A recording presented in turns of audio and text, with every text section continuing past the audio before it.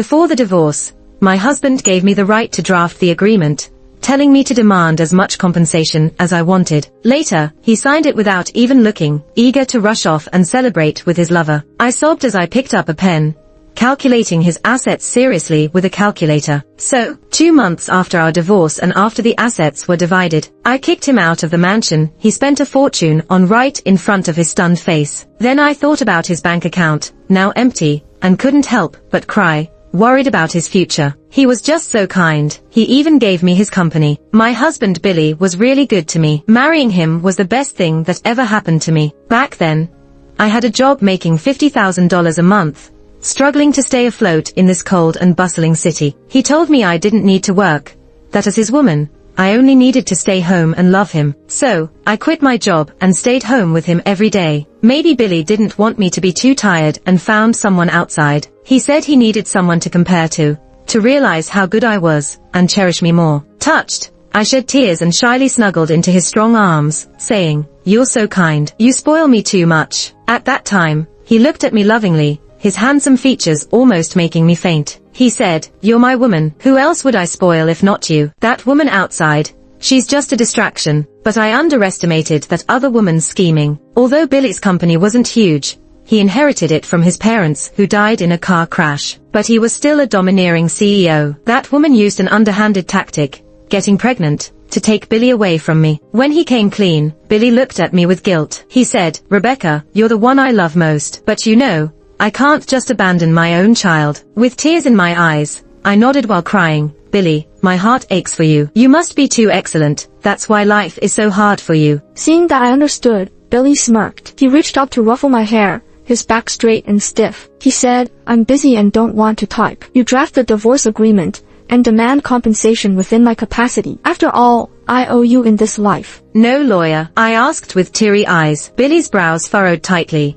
"Do we really need a lawyer between us? Can you not cause trouble for me, please?" I knew Billy hated complications and preferred playing mobile games. Every time the media interviewed him, it was the worst time for him, because he had to pretend to read through complex documents seriously, making his brows furrow deeply. Billy's archenemy, Walter, often mocked him as illiterate, which made Billy hate Walter deeply. He often said he would tear Walter apart someday. Seeing Billy upset broke my heart, so I quickly apologized. "Billy, I'm sorry. I'll handle everything. You won't have to write a single word." Satisfied, he nodded and left wearing shoes with 3 layers of insoles. I took out the calculator and started to calculate Billy's capacity seriously. That night, I cried while calculating, crying my eyes out red. I didn't expect him to spoil me so much, ensuring my future even after the divorce. No, it seems he's taken care of me for many lifetimes. So, when I asked Billy to sign, I ignored his impatience, thinking how wonderful this man was. Thinking this, tears fell from my eyes. "What's wrong now?" Billy asked, his deeply furrowed brows still prominent on his large face. "Billy, you treated me so well before. You spoiled me silly. The thought of losing such a good man is suffocating." Hearing this, Billy's brows relaxed a bit. He smiled, his voice magnetic and bubbly.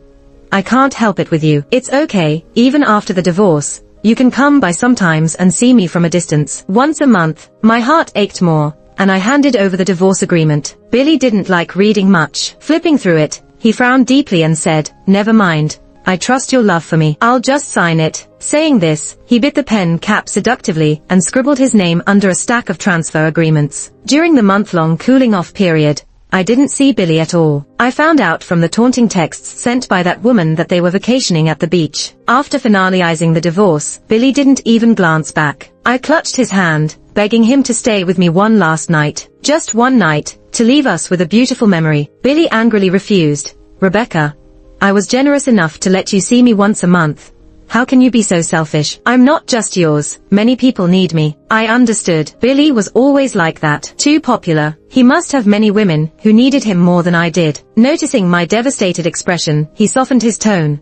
"Go home early and get your things packed. He's always like this. He just doesn't get it. His kindness is like the deepest cut to me." I cried all the way home and started packing up Billy's stuff in silence. Over the years, that woman outside had tried everything. She kept Billy with her. There was hardly anything left of Billy's at home. Last month, after that woman got pregnant, Billy even took all the seasoning from home to her place. In the end, the most I could pack up of Billy's stuff was his thick insoles for his elevator shoes. I carefully packed Billy's insoles in a cardboard box and took them to the villa's security booth. I told the guard that Billy wouldn't be living here anymore. If he came back, make sure to give him his belongings. The guard looked at me with complete sympathy. All these years, whenever Billy left with that woman, I couldn't help but chase their car to the gate, only to return under the pitiful eyes of others. Oh, and the car is also within Billy's capabilities. I have to remember to ask for it back from him. I got home and thought about all the good times Billy and I had, and I cried until 2 pillows were soaked. In the middle of the night,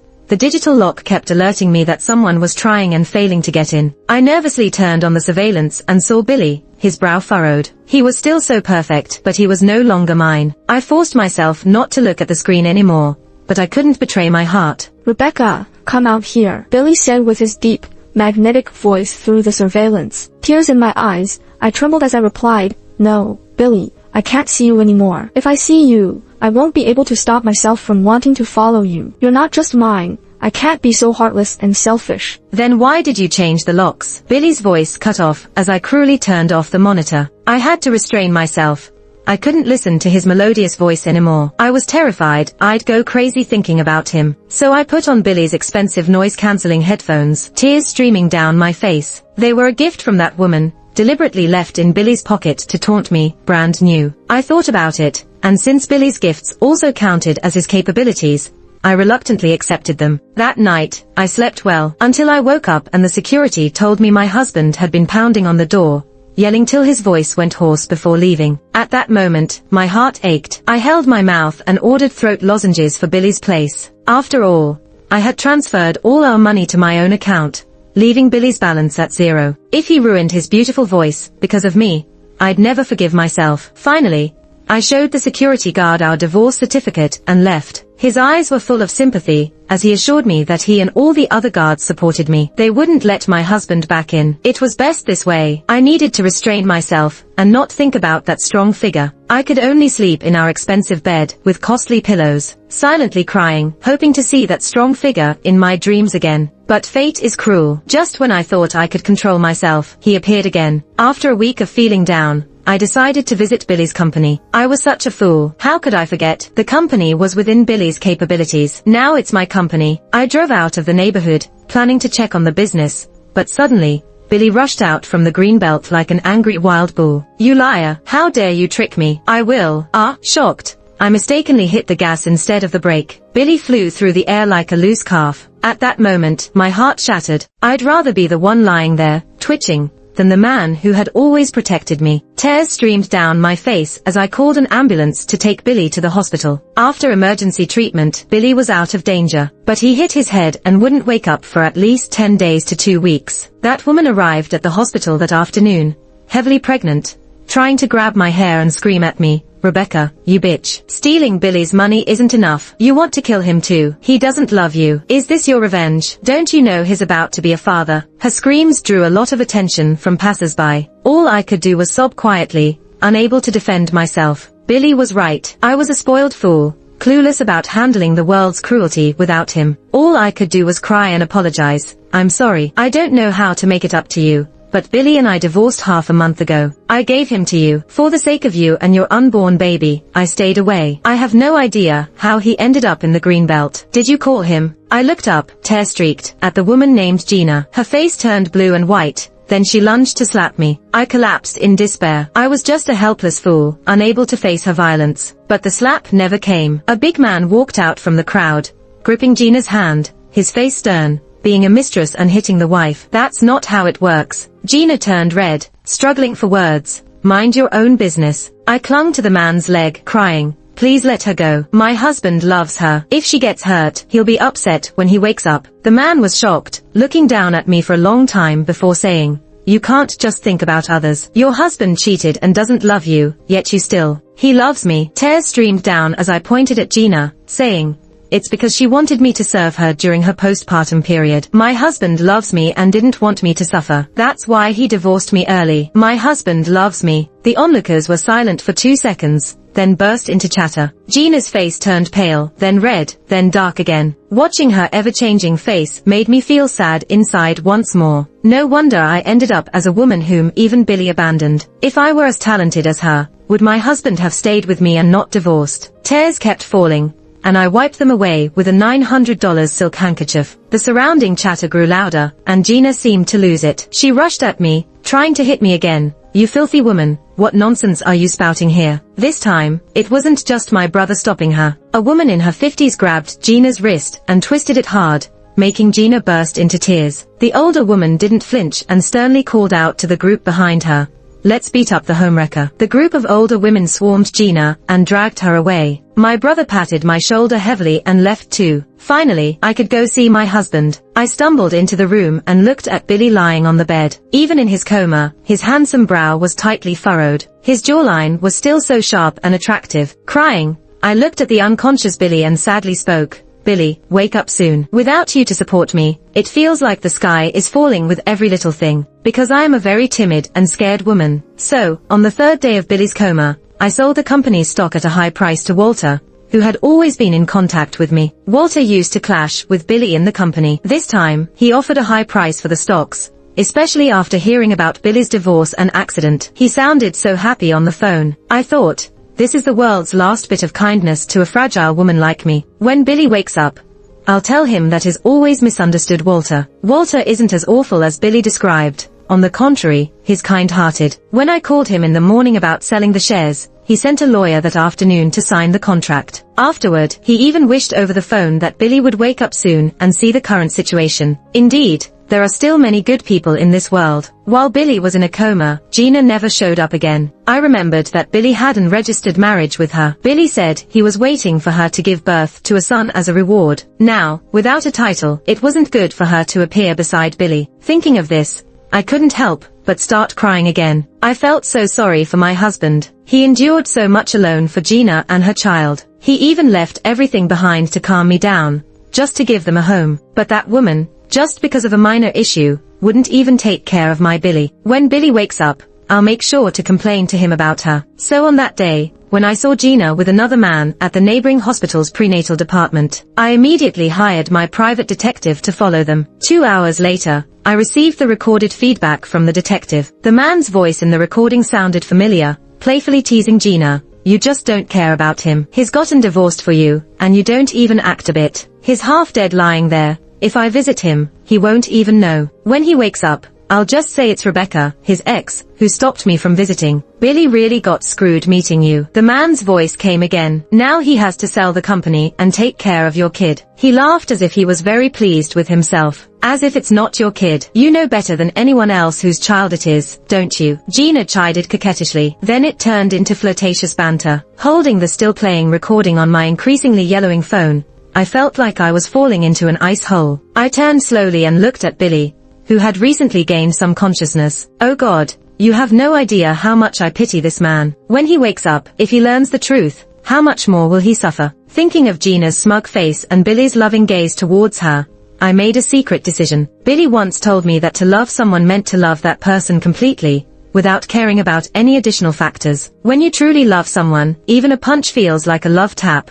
That's the purest love. Billy used to demand I love him that way, and now he loves Gina the same. As for the child, it's just an additional factor, right? Maybe after it's born and raised for decades, it will feel like it's our own. I've decided to keep the fact that the child isn't Billy's a secret for Gina. I really, really love him. Loving someone means enduring everything for them. In the first half of his life, Billy suffered too much due to his excellence and prominence. I hope he can always be a simple, happy little man. Just as Gina suggested, when Billy woke up, she came. At that moment, I was talking to Billy about the company. Gina rushed in, crying, and pushed me aside. She fell onto Billy, crying and complaining that I wouldn't let her see him. She was so worried these days it was killing her. I was shoved aside and stood there coldly, watching her put on her act. Thinking about her flirty words from the recording with that man, the image of Billy's head in my mind just kept getting greener. I couldn't help but feel even more pity for this poor man. So I spoke considerately. "Billy, I've already sold the company. You don't have to worry about it anymore. From now on, you can stay at home and become the house husband you've always wanted to be." Once, when Billy went to work, I stayed home as a full-time housewife. He told me more than once, "You don't know how much I envy you for being a housewife. The pressure of earning money outside is killing me. You just need to clean up and arrange some flowers at home." He also said, "You don't know how many people dream of a life like yours. Even I envy you to death." Of course, what I envy most about you is that you get to be my wife. It's a shame I can't marry myself, and men naturally bear heavier responsibilities in this world. You wouldn't understand even if I told you. His words made my heart sweet, and I admired him even more. Indeed, he saved the best for me. With such a loving husband, I was the happiest woman in the world. But now, when I happily told Billy that he could stay home and clean up and arrange flowers, his face twisted in anger. "Who gave you the right to touch my company?" he said, panting on the bed, trying to get up and hit me despite Gina's attempts to stop him. I fearfully took 2 steps back and leaned against the corner,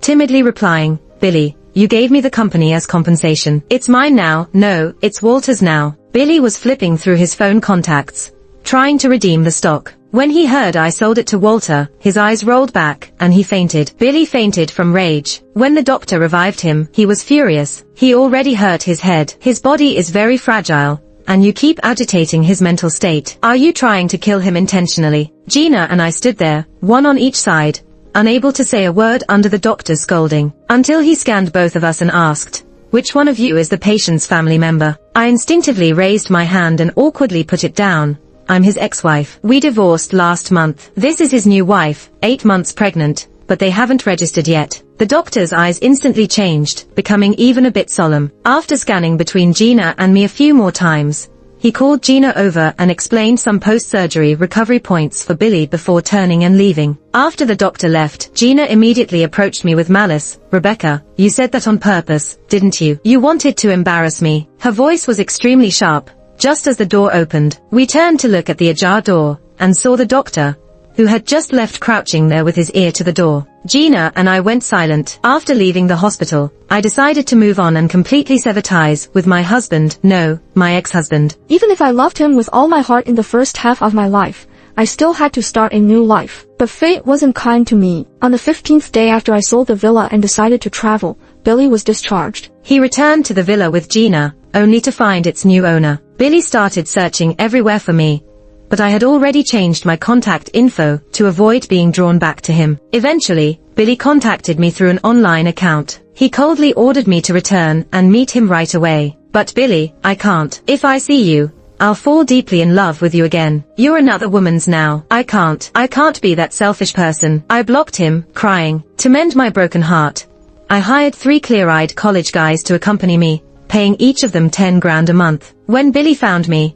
I was sitting by the sea, hoping to get my cheeks sunburned. Thank goodness for the nice college guy who used his abs to cool me down to prevent sunburn. He's really nice. I stroked his firm abs and thought to myself, but unfortunately, I've already loved my husband. This life, I can't love anyone else but him. The permanent scar left by this intense love made me lose the ability to love. All I know to do is use money to fill my inner void, but this cold money ultimately can't soothe my pain. When I grandly opened a $10,000 bottle of wine to share with the college guys, my husband burst out from the side. The moment I saw him, my eyes reddened again. I thought I was dreaming. This must be God's favor. Otherwise, how could I dream of the man I longed for day and night? Billy's brows were still furrowed so deeply that I heard Gina's family doesn't need mosquito repellent. His deep-set brows catch all the mosquitoes. At that moment, seeing him appear, I knew I was done for again. This man was the world's only poison. No matter how far I ran, just one look, and I was deeply poisoned again. But Billy had no feelings for me anymore. He looked at me and sternly questioned, "Did you pocket all the money from selling the house, the car, and the company? I really misjudged you. I thought you were honest, but it turns out you have such big ambitions." He misunderstood me. He thought I cared about his money, but it's just money. Just a bit of money. How could it compare to true love? Tears streaming, I clung to Billy's hand, shaking my head, crying, "No, Billy, you misunderstand me." Seeing I still had only him in my heart and eyes, Billy's tone softened. "I'm not blaming you, but you should have left me something. After all, I still have another family to support. Yeah, didn't Billy leave some after effects from when you hit him? He hasn't even held you accountable. You should compensate him adequately. Gina chimed in just in time. She was gently stroking her almost due belly, her face alight with an expectant mother's peaceful smile. Gone was the harshness from before. She spoke, locking eyes with Billy, then nestled into his arms, laughing happily. I remembered right after Billy's accident. I immediately took the dashcam footage to the traffic police office. They said it was my husband who suddenly dashed out from the greenery into the car's path, and aside from the medical expenses, we were not liable for anything else. I almost believed them back then. Who would have thought my husband had already taken care of everything behind the scenes? He's incredible, still looking out for me even while in a coma. Tears streamed down my face, but I held my breath, not wanting him to see me as the fragile girl I once was. It's been a long time apart. I've grown. I told Billy I love him the most and I'd give him anything he wanted. Then transfer all my money back and keep just $2,000 for a flight home, Billy said eagerly. No, I can't. I shook my head, crying. Billy's face changed abruptly.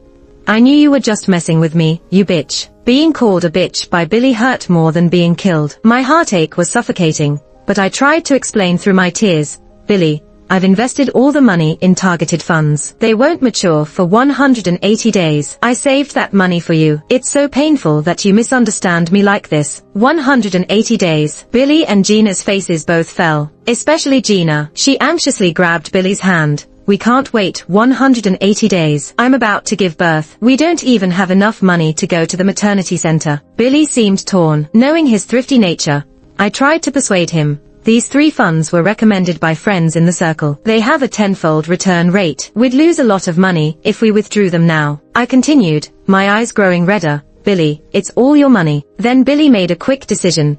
You can do confinement at home. Other women in the country manage without maternity centers. Why not you? Gina's calm demeanor vanished. She looked at Billy, trembling, on the verge of fainting. Billy, I'm carrying your child. Rebecca couldn't give you a child in 3 years of marriage. I'm pregnant with your first son, and this is how you treat me. She was utterly distraught, but Billy didn't seem to care.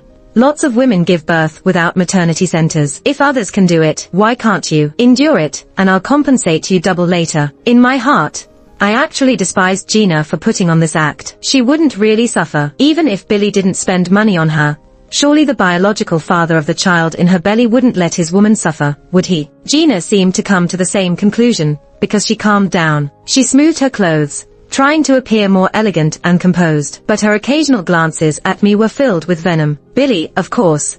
I won't make things difficult for you, she said softly to my husband, but then turned to me.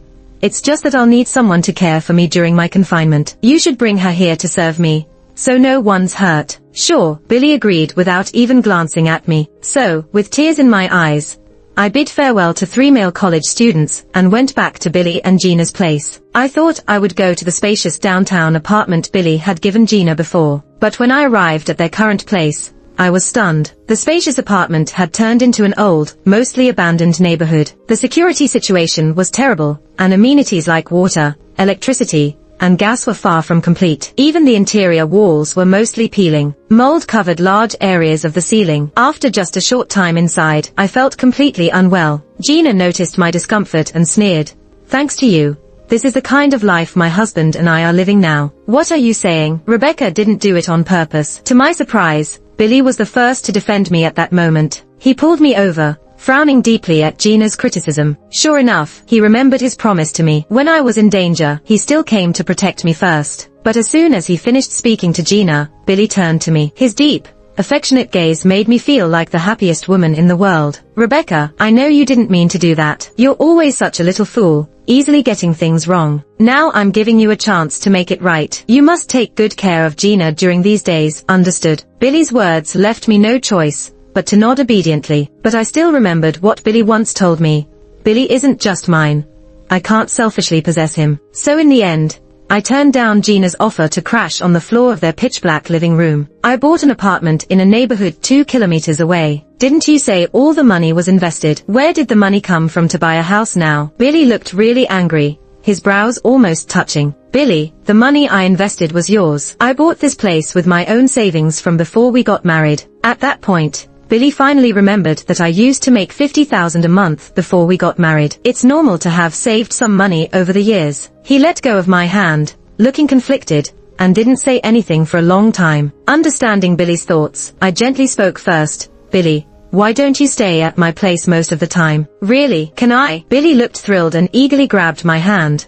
I'll tell Gina to pack up and move over right away. I shook my head and pulled my hand from his warm grip. No, Billy, she can't move over. Why are you being so disobedient? She's pregnant. Billy scolded me, standing up for her. But this time, I stood my ground. No matter what Billy said, I didn't back down. In the end, Billy couldn't do anything about it. Feeling frustrated, he pouted his sexy lips and sat on the sofa. I looked at him with sympathy. Billy, being so naive, wouldn't understand that I was doing this for everyone's good. Only if Billy isn't around much, her baby's real dad would have a chance to visit Gina more often. That way, Gina's life wouldn't be too miserable. After all, if she only stayed with Billy, she couldn't even afford to drink purified water. But I held back from ordering purified water for her place. Every time I visited, I'd bring my own. When Gina asked, I'd shyly explain, oh, this is a Swiss water purifier Billy's friend gave to him. I usually drink purified water, but wanted something cleaner. It's really expensive, like $10,000. After hearing that, Gina would roll her eyes,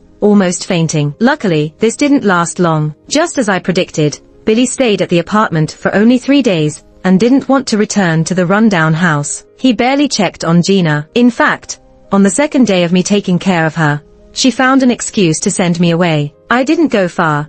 Just sat in my car outside the neighborhood, enjoying the AC and eating some cold watermelon. Soon, I saw a man's car pull up. He carried bags of stuff, and Gina ran out to greet him eagerly. This time, both of them were genuinely smiling. He stayed with Gina for quite a while before leaving in the evening. That's when Gina called me back. When I returned, I saw Gina happily sipping from a water purifier similar to mine. Seeing me, she gave a shy smile. This purifier is expensive, but the water tastes great. I smiled back and dug out an even pricier one from my bag. I saw a blogger debunk the old one. It's just a scam and doesn't really work that well. Luckily, I had some extra cash to get this real deal. So expensive, like $50,000. Gina's face turned green. These days, her lover visited more frequently, each time bringing lots of stuff. I'd flaunt those fancy, but useless gifts I got from others in front of Gina. She'd then pester her lover to buy the same for her. Watching her pile up these luxury items in a mismatched setting, I couldn't help but shake my head. It seemed her real baby daddy was way richer than Billy. But even so, he had no intention of taking Gina in. So, ultimately, it was my husband playing the fool. I silently pitied Billy, my innocent, 30-something-year-old husband. Meanwhile, I checked a message from Billy, asking for takeout. He'd seen a video about some delicious lamb in the southern part of the city and wanted a whole one. He used to scoff at such things, thinking they ruined his perfect body. But after those bland days with Gina, Billy had become a glutton, fearing he'd miss out on any good food. I reminded him gently, Billy, remember, the doctor said you're still recovering and should stick to a light diet. Eating like this hurts your body. But Billy exploded in a fit of rage, sending me a voice message venting his frustrations, accusing me of not wanting to spend money on him. I wasn't, really, but seeing how Billy's temper had worsened since moving into the apartment, I reluctantly ordered him a spicy and salty whole roast lamb. Soon, Gina reached her due date. She should have been in the hospital by then, but Billy, without insurance to cover her, insisted she wait 2 more days, telling her to estimate and call him 3 hours before giving birth. Gina's face turned extremely sour. She wanted to say more, but Billy didn't give her the chance and walked away. 7. He was in a rush to get back and enjoy the AC. I watched his somewhat bloated figure slowly disappear from view. He used to care a lot about the baby in Gina's belly, even though it wasn't his. But recently, he seemed to be getting more and more intolerant of the heat. He couldn't stand outdoors for more than a few minutes. Called over by Gina from the other side of the apartment, just standing for a few words made his lips go pale, and sweat poured down his face. Gina was clearly disheartened by Billy. A strong look of hatred appeared on her face. She turned around, saw me still standing nearby, and suddenly shouted, "What are you looking at? It's none of your business, get lost." A woman at full term, telling the only person who could stay with her to leave. It was obvious who would come next. Gina seemed to realize that Billy would no longer care about her, so she decided to stop pretending and left this small apartment. With just a phone call, that man quickly came to pick her up. As he walked in, he bumped into me on my way out. He didn't look awkward at all. Instead, he warmly greeted me. Miss Rebecca, you know what you can and can't say, right? I had always found his voice familiar. When he said Miss Rebecca, it sent chills down my spine. I finally remembered where I had heard that voice before. It was Walter, the guy who was always at odds with Billy and had frequently called me about acquiring company stocks. He was now standing in front of me, holding the very pregnant Gina, smiling at me. Miss Rebecca has always been a smart person. She knows what decisions are mutually beneficial. I didn't understand their words, so I could only tear up quietly. How can you treat my husband like this? Rebecca, stop pretending. Gina suddenly sneered and said coldly to me, you're terrible at playing dumb. She continued, someone as greedy as you can't really hide it. Only a man like Billy, who thinks all women should revolve around him, would believe you. She was right. I truly believed her description, but I still looked sad.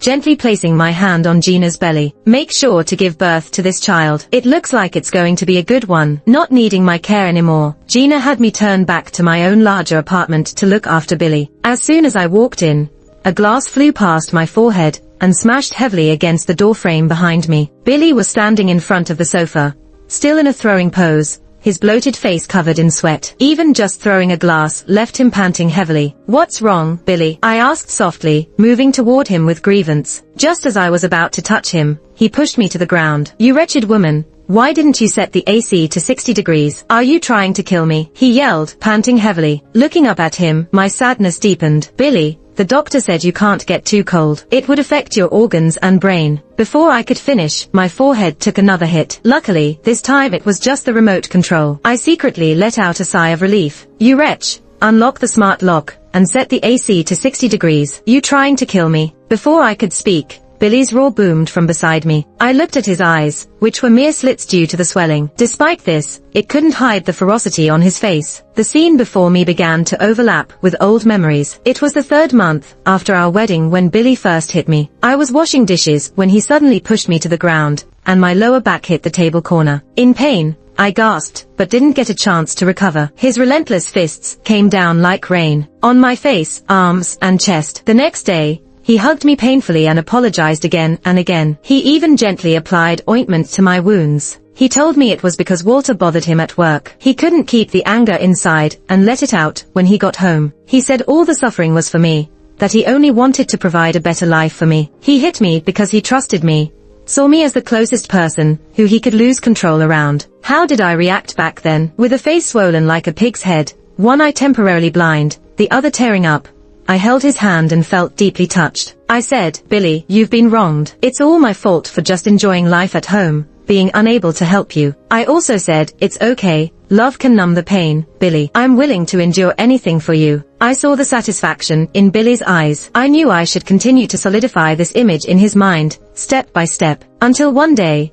when he fully believed I was nothing but a brainless woman who loved him, everything he did to me could be paid back. I have to thank Gina for that. When I thought I would suffer more, Gina appeared. She immediately seized Billy's attention when he was looking for something not giving him satisfaction. Billy practically lived at Gina's, having no time to come back and beat me. Of course, he wouldn't hit Gina until he was sure he had his prey completely under control. He was always very patient. Like he was with me, he packaged himself as a gentle, mature man. Step by step, he lured me into giving up my social life, job, and even contact with family. Before I knew it, he was my whole world. And then he treated me as his personal punching bag without any hesitation. Thankfully, this kind of life was nearing its end. I looked at Billy's unhealthy yellowish complexion and smiled slightly when he couldn't see me. The opportunity came quickly. I calculated the time. Gina should be going into labor. That day, Gina, who usually had no respect for me, surprisingly posted a public social media status. In the picture, she was walking down the street,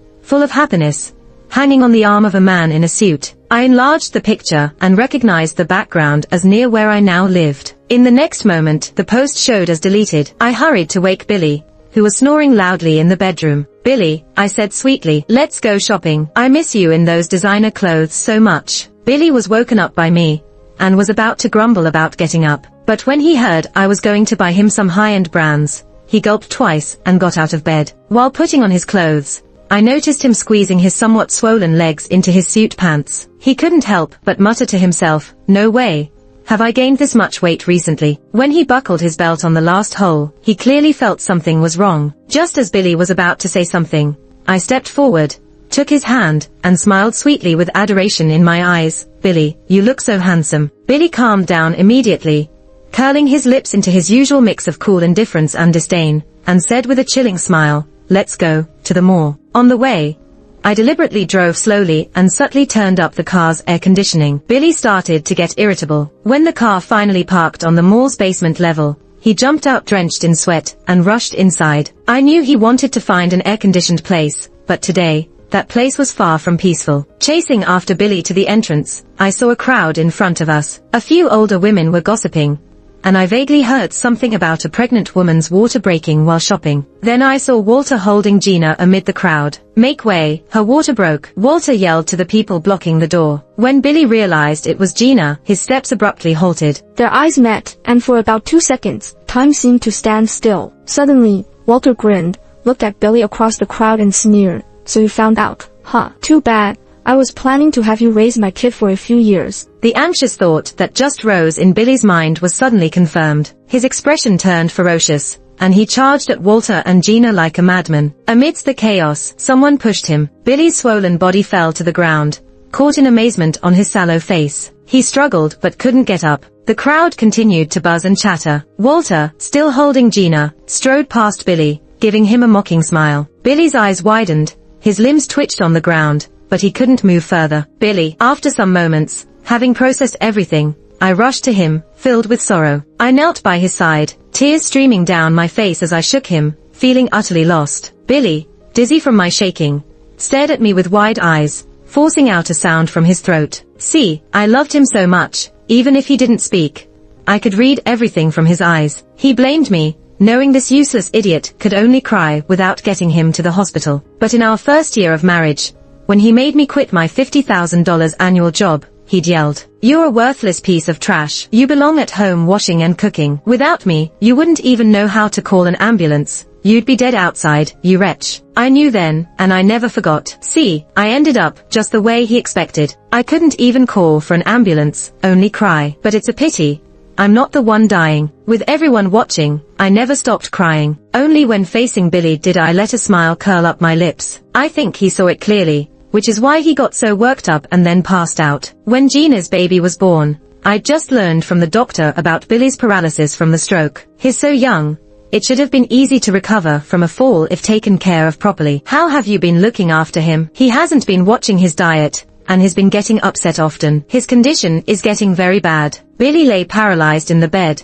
The young doctor glared at me. I just nodded obediently. Before he could speak further, I softly said, "I'm his ex-wife." The doctor shut up. Once everyone left the room, I moved closer to Billy. He had opened his eyes at some point. For the first time, fear was in his gaze. "Billy, look at you, not taking care of yourself, and now you're exhausted. But it's okay. I understand. After all, you belong to so many people. You've got to look after each of them well. It must be tough. At least now, you can rest for the rest of your life." I spoke gently, grinning widely. Billy's face grew more desperate, his eyes nearly spitting fire. Drool dripped steadily from his twisted mouth, as if he tried to spit at me. I ignored it all and thoughtfully wiped his mouth with a tissue. "You can't get upset anymore, Billy. Getting this way could lead to sudden death," I said, taking out my phone, enlarging a picture on the screen, and placing it close to Billy's face. It was Gina's latest post. "Look, Billy, he almost became your son." I laughed as I shoved the image in his face. Billy tried to avoid it. I held his head and forcibly opened his eyes for him to see. I said, "You're such a fool. If you hadn't made a fuss,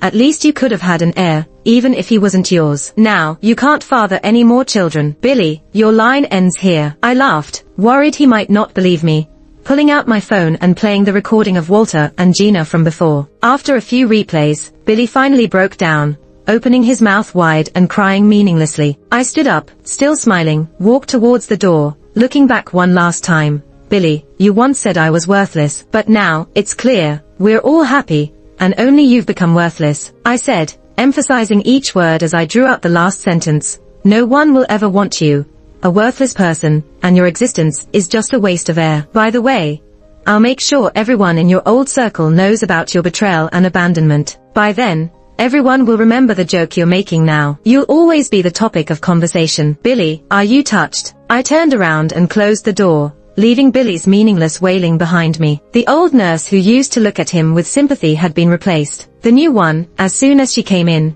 gave him a kick and said, "What's all this noise, you piece of trash?" I smiled again. Looks like everyone will have a good ending. Billy died. I can't say if it was because he was too mad, or just didn't want to live anymore. Either way, he died. The hospital contacted Gina, but she hung up on them. Billy had played her, saying he wouldn't marry her until she had his baby. So, Gina felt she had no obligation to take care of him at the hospital. Billy's parents had died early. The relatives and friends who used to surround him completely cut ties when he fell on hard times. In the end, the hospital called me. I pretended to be sad and sighed about life. After I had heard enough about his miserable death, I hung up the phone, satisfied. Before heading back to the conference room, the HR in front of me was still picking at my resume. I knew that in a fast-paced city like this, a 3-year gap in work history was a big problem. But luckily, I wasn't short on cash. I could take my time finding a job. I didn't even need to work.